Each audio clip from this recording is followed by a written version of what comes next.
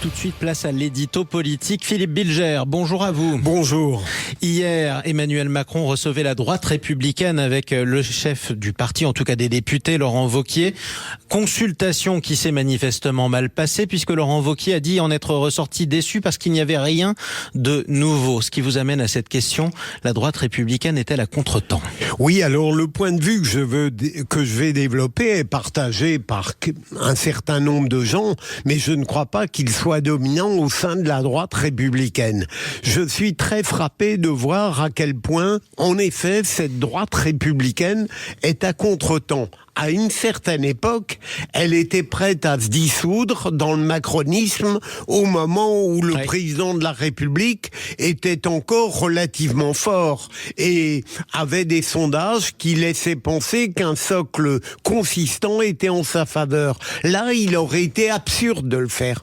Aujourd'hui, je suis étonné de voir Laurent Wauquiez attendre du président de la République qu'il donnât ses orientations. Au fond, le président de la République aujourd'hui est faible et la droite républicaine pourrait être forte et donc d'une certaine manière imposer après une participation acceptée au gouvernement de mettre en œuvre sa politique. Est-ce qu'on peut imaginer demain que si un Premier ministre sorti des rangs de la droite républicaine ou de la mouvance proche, Premier ministre, est-ce qu'on peut imaginer que le président pourrait s'opposer au pacte législatif proposé par Laurent Wauquiez? Je trouve qu'à l'heure actuelle, le trio qui va régulièrement chez Emmanuel Macron a une étrange tactique. S'il y a un moment où la participation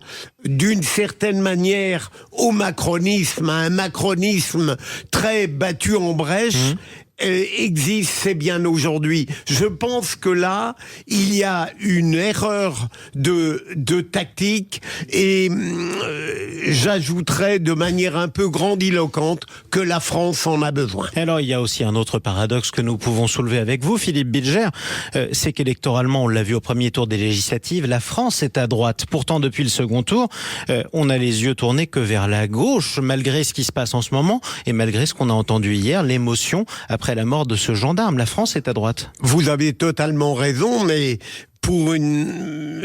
j'abonde dans votre sens. En ce qui me concerne, je trouve que la campagne des législatives entre le premier et le deuxième tour et le second tour a été une honte. Je veux dire, bien sûr, l'électeur a voté, mais il a été très largement stimulé pour que les résultats du premier tour soient dénaturés. Oui, alors ça, c'est vrai que c'est un autre aspect en tout cas. Mais nous reviendrons avec vous, mon cher Philippe, sur la situation politique dans une petite demi-heure.